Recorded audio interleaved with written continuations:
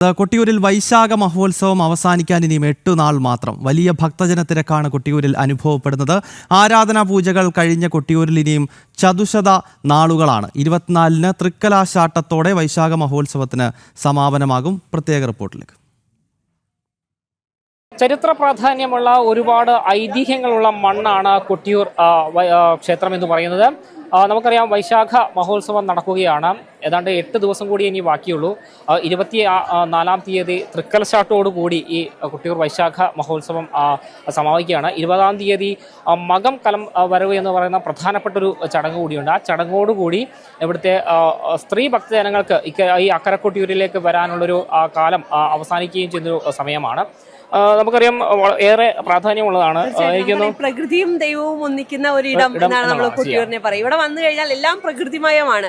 ഇവിടെ ഒന്നും നമുക്ക് ആർട്ടിഫിഷ്യൽ ആയിട്ട് കാണാൻ പറ്റില്ല. അതിപ്പോ ഭഗവാനാണെങ്കിലും നമുക്കറിയാം സ്വയംഭൂ വിഗ്രഹമാണ്. അതിന്റെ തന്നെ പുണ്യം നമുക്ക് ഈ അന്തരീക്ഷത്തിൽ മൊത്തം നിറഞ്ഞു നിൽക്കുന്നത് കൃത്യമായി കാണാൻ പറ്റുന്ന ഒരു ഇടമാണ്. അതുപോലെ ഇവിടെയുള്ള പർണശാലകളാണെങ്കിലും പ്രസാദമാണെങ്കിലും എല്ലാം പ്രകൃതിദത്തമാണ് എന്നുള്ളതാണ്. എനിക്ക് തോന്നുന്നു കാർത്തിക ആദ്യമായിട്ടാണ് കൊട്ടിയൂരിലേക്ക് വരുന്നത്. ഒരുപാട് തടസ്സങ്ങൾ എല്ലാം മറികടന്നുകൊണ്ടാണ് കാർത്തികയുടെ കയ്യിൽ കണ്ടറിയാം ഒന്ന് വീണു, എന്നിട്ട് ആ മുറി അതെല്ലാം മറികടന്നുകൊണ്ട് കാർത്തിക വന്നിരിക്കുകയാണ്. വലിയ ആഗ്രഹമായിരുന്നു കാർത്തികയുടെ. അതായത് ഇവിടെ ഒരു നിയോഗമുണ്ട്. അതായത് നമ്മൾ ഇവിടെ വരണം എന്ന് നിശ്ചയിച്ചാൽ മാത്രം പോരാ. ഇപ്പോൾ മൂകാംബികയിലൊക്കെ പറയുന്ന അതേപോലെ തന്നെയാണ്. വരണം എന്ന് നിശ്ചയിച്ചാൽ പോരാ, ഭഗവാനും കൂടി തോന്നണം ഇവിടത്തേക്ക് എത്തണം, എന്നാലും ഇവിടെ എത്തിച്ചേരാൻ പറ്റുള്ളൂ. അങ്ങനെ ഒരു പ്രത്യേകതകളുണ്ട്. മാത്രമല്ല ഇവിടെ ചടങ്ങിന് പ്രത്യേകതകളുണ്ട്. മറ്റൊരു ക്ഷേത്രങ്ങളിലും കേൾക്കാത്ത രീതിയിലുള്ള ചടങ്ങുകളാണ്. മാത്രമല്ല നമുക്കറിയാം, ഈ ഹിന്ദു സമുദായത്തിൽ ഏതാണ്ട് 64 സമുദായങ്ങൾക്കും ഈക്വൽ പാർട്ടിസിപ്പേഷനാണ് ഇവിടെ ഉള്ളത്. അതായത് ഓരോരുത്തർക്കും ഓരോ റൈറ്റ് ഉണ്ട്. ആ റൈറ്റ് അവർ തന്നെ ചെയ്യണം. ഇപ്പോൾ ഇവിടെ കഴിഞ്ഞ ദിവസം ആലിംഗന പുഷ്പാഞ്ജലി എന്ന് പറഞ്ഞ ഒരു ചടങ്ങുണ്ടായിരുന്നു. ആലിംഗന പുഷ്പാഞ്ജലിയുടെ പ്രത്യേകത എന്താ വെച്ചാൽ, അത് കുറുമാത്തൂർ ഇല്ലത്തെ നായ്ക്കൻ സ്ഥാനികൻ തന്നെ ഇവിടെ വന്നിട്ട് ചെയ്യണം. അദ്ദേഹത്തിന് എന്തെങ്കിലും കാരണവശാൽ വരാൻ സാധിച്ചില്ലെങ്കിൽ ആ ചടങ്ങ് ആ വർഷം ഉണ്ടാവില്ല.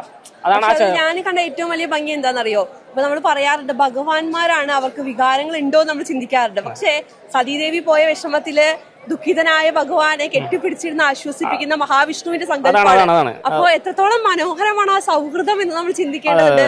ആ പ്രണയത്തിന്റെ ഒരു ആഴം കൂടി നമ്മൾ ചിന്തിക്കേണ്ടതുണ്ട്. എങ്ങനെയാണ് കാർത്തികയ്ക്ക് കൊട്ടിയൂരിലേക്ക് എത്തിയപ്പോൾ ഉണ്ടാകുന്ന ഒരു അനുഭൂതി എങ്ങനെയാണ്? ആദ്യം തന്നെ പറയേണ്ടത്, മഹാദേവൻ പരീക്ഷിച്ച് തന്നെയാണ് ഇവിടെ ഇപ്പൊ എത്തിച്ചിരിക്കുന്നത്. അപ്പോൾ ആഗ്രഹം ഉണ്ടായിരുന്നത് കൊണ്ട് തന്നെ ഇവിടെ എത്തിച്ചേർന്നു. ഇനി ഇവിടെ വന്നു കഴിയുമ്പോൾ നമുക്ക് വൈശാഖ മഹോത്സവം എന്ന് പറയുമ്പോൾ നമുക്കറിയാം 33 കോടി ദേവതകളും ഇവിടെ മണിത്തറയിൽ എത്തി എന്നുള്ളത് തന്നെയാണ് നമ്മുടെ വിശ്വാസം. ഞാനിവിടെ വന്നിട്ട് ആദ്യം തന്നെ ശ്രദ്ധിച്ചത്, ഇവിടെ പ്രത്യേകിച്ച് VIP പരിഗണന അങ്ങനെയൊന്നുമില്ല. തന്ത്രിമാര് മുതൽ സാധാരണ ഭക്തര് വരെ ഇവിടെ കുടിലുകളിൽ തന്നെയാണ് താമസിക്കുന്നത്. അപ്പൊ അത് ഇതിന്റെ മറ്റൊരു പ്രത്യേകതയാണ്. ഇനി ചേച്ചി പറഞ്ഞ പോലെ തന്നെ നമുക്കിവിടെ ആർട്ടിഫിഷ്യൽ ആയിട്ട് ഒന്നുമില്ല. ഭഗവാനാണെങ്കിലും ഇവിടുത്തെ പ്രസാദം വഴിപാടുകളാണെങ്കിലും ഒന്നും ആർട്ടിഫിഷ്യൽ അല്ല. ഓടപ്പൂവ്, മഞ്ഞള്, ഇതൊക്കെ എല്ലാം പ്രകൃതിദത്തമാണ് എന്നുള്ളതാണ്. അത് പ്രകൃതിയോട് അലിഞ്ഞു ചേർന്നിരിക്കുന്നത്. അത് ക്ഷേത്രമില്ലാത്ത മഹാക്ഷേത്രം എന്നാണ് കൊട്ടിയൂരിനെ വിശേഷിപ്പിക്കപ്പെടുന്നത്. പ്രകൃതിയോട് ഇവിടെ സ്ഥിര നിർമ്മിതികൾ ഒന്നും പാടില്ല എന്നുള്ളതാണ് ചട്ടം. ഇപ്പൊ എനിക്കൊന്നു കുറച്ച് അറ്റകുറ്റപ്പണികളൊക്കെ നടത്തിയ ചില ഭക്തർക്ക് എണ്ണം കൂടിയപ്പോ ഒരുപാട് വന്നിട്ടുണ്ട്. അപ്പൊ ഇവിടെ കഴിഞ്ഞ വർഷം വന്നപ്പോ ഇത്ര തിരക്കുണ്ടായിരുന്നില്ല. ഇപ്രാവശ്യം ഭയങ്കര തിരക്കാണ്. മാത്രമല്ല ഈ ഭക്തർക്ക് സുഗമമായി ദർശനം നടത്തി മടങ്ങി പോവുകയാണല്ലോ. അപ്പം ഈ ചളിയിലും മറ്റു ചവിട്ടി പോകാതിരിക്കാനുള്ള സൗകര്യങ്ങളാണ് ദേവസ്വം ബോർഡ് ഇവിടെ ചെയ്തു കൊടുത്തിരിക്കുന്നത്. ഏതായാലും മികച്ച സൗകര്യങ്ങൾ ഇവിടെ ചെയ്തു കൊടുത്തിട്ടുണ്ട് എന്നുള്ളതാണ്. കൊട്ടിയൂരിൽ എപ്പോഴും ഒരു നിഗൂഢത ഉണ്ട് എന്നുള്ളതാണ്. കാരണം കൊട്ടിയൂരിലെ പൂജകളെ ഇപ്പൊ നമുക്കറിയാം, ഈ ചുരമിറങ്ങി വരുന്ന വാള് തൊട്ടാണ് ആചാരങ്ങൾ. മുതിരേരി വാള് അത് കഴിഞ്ഞ് നമുക്കിനി കലശം നടക്കുന്ന സമയം വരയ്ക്കും ഇവിടെ നിഗൂഢമായി നിൽക്കുന്നത്. മകം കഴിഞ്ഞു കഴിഞ്ഞാൽ നടക്കാൻ പോകുന്ന നിഗൂഢ പൂജകളാണ്. അപ്പൊ അതിന്റെ ഒരു എനർജി ഉണ്ട്. യാഗം പോലെ തന്നെയാണ് ഇവിടുത്തെ ഒരു പ്രത്യേകത വെച്ചാൽ, പൂജകൾക്ക് പൂർണ്ണത ഉണ്ടാവില്ല. അതായത് ഇക്കൊല്ലം ഇവിടെ പൂജ ചെയ്ത് നിർത്തിയോ അടുത്ത കൊല്ലം അവിടെ നിന്നാണ് തുടങ്ങുക. മാത്രമല്ല ഇവിടെ ഞാൻ നേരത്തെ പറഞ്ഞ പോലെ ഓരോ സമുദായത്തിനും കൃത്യമായ അംഗീകാരം, കൃത്യമായി എന്തൊക്കെ അവർ ചെയ്യണം എന്നുള്ളതിനെ കുറിച്ച് കൃത്യമായ അറിയിപ്പ് ചിട്ടകളുണ്ട് അവർക്ക്. ഇപ്പോൾ നെയ്യ് കൊണ്ടുവരേണ്ടത് ആരാണ്, എണ്ണ കൊണ്ടുവരേണ്ടത് ആരാണ്, ഇളനീര് കൊണ്ടുവരേണ്ടത് ആരാണ്, ടീം വർക്കാണ്. അത് ഇവിടുത്തെ പ്രത്യേകത വെച്ചാൽ, സാധാരണഗതിയിൽ ഉത്സവം തുടങ്ങിയാണ് എന്നൊരു അറിയിപ്പുണ്ടാവുമല്ലോ. ഇവിടെ അറിയിപ്പില്ലാതെയാണ് ആളുകൾ വന്ന് ചേരുക. ഓരോ കർമ്മം ചെയ്യേണ്ട ആളുകളും അറിയിപ്പില്ലാതെയാണ് ഇവിടെ വന്ന് ഓരോ കാര്യങ്ങൾ ചെയ്യാം.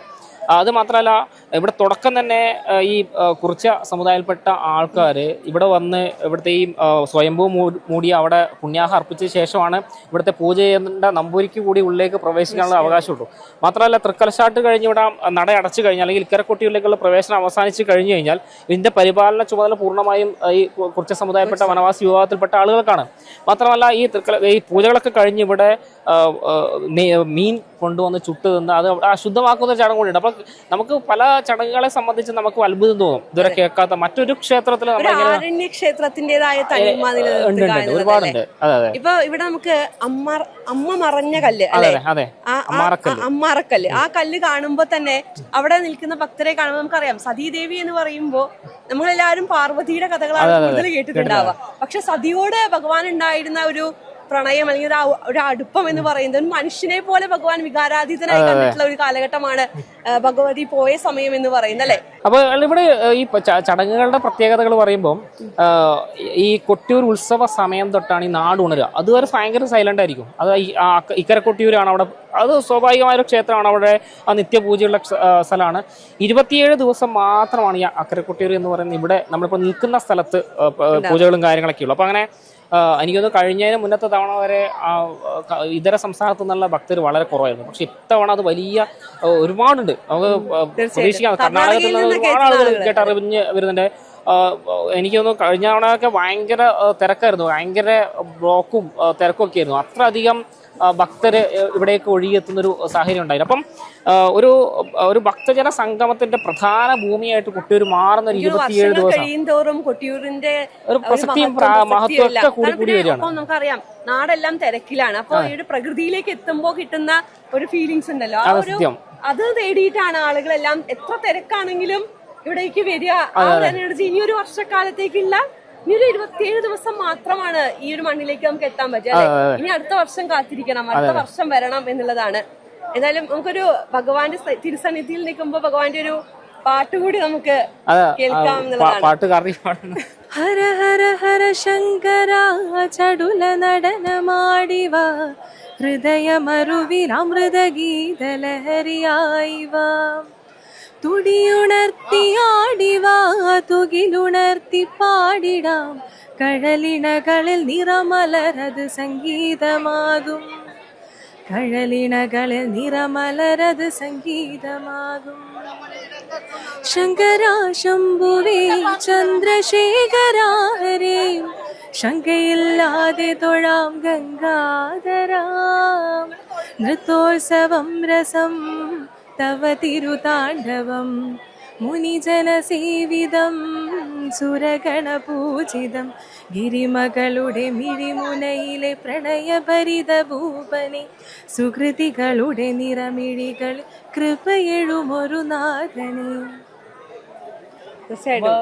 ഒരുപാട് വിശേഷങ്ങൾ കൊട്ടിയൂരിനെ സംബന്ധിച്ച് പങ്കുവെച്ചു കഴിഞ്ഞു. ഒരുപാട് ചടങ്ങുകളുടെ കാര്യങ്ങളും ഇവിടുത്തെ ഓരോ വർഷം വർദ്ധിച്ചു വരുന്ന ഭക്തജന തിരക്കും ഒക്കെ തന്നെ കൊട്ടിയൂരിന്റെ മഹത്വവും പ്രാധാന്യവും എല്ലാ പ്രത്യേകതകൾ നിറഞ്ഞതാണ്. ഇപ്പൊ നമ്മൾ ഇപ്പൊ പായസം നിവേദ്യമാണ് പ്രധാനപ്പെട്ട ചതുശത നേർച്ചകളാണ് ഇനി നടക്കാനുള്ളത്. കഴിഞ്ഞ ദിവസം ആരാധനാ പൂജകൾ കഴിഞ്ഞ ദിവസം ആരാധന കഴിയുന്ന ദിവസമാണ് ഈ ആലിംഗന പുഷ്പാഞ്ജലി നടക്കുന്നത്.